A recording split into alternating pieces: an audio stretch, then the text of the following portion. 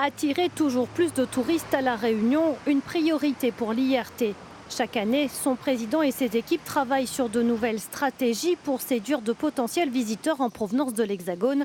Et dans cette optique, Stéphane Foissin propose de défiscaliser une partie de leurs dépenses de vacances. Une personne qui viendrait à La Réunion pourrait défiscaliser une partie de son billet, une partie de son voyage, une partie de sa réservation d'hôtel. Il faudra qu'on plafonne à une certaine limite par personne, ce qui permettrait effectivement aux familles de pouvoir voyager, et surtout les familles qui ont des revenus moyens, mais aussi les familles qui ont des revenus un peu plus aisés, et ils pourraient défiscaliser sur leur feuille d'impôt à la fin de l'année. Une mesure qui figure parmi les 10 propositions faites par le maire de Salazie dans le cadre du grand débat national. L'idée étant de rendre les destinations ultramarines plus concurrentielles.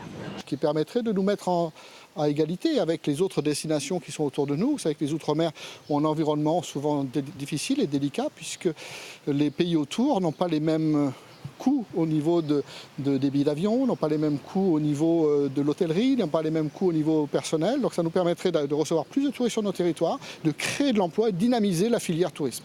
Et si les résidents en Outre-mer trouvent la mesure inégalitaire car à sens unique, le président de l'IRT répond ne pas être opposé à ce qu'elle puisse être étendue aux locaux qui séjourneraient dans un hôtel dans l'île.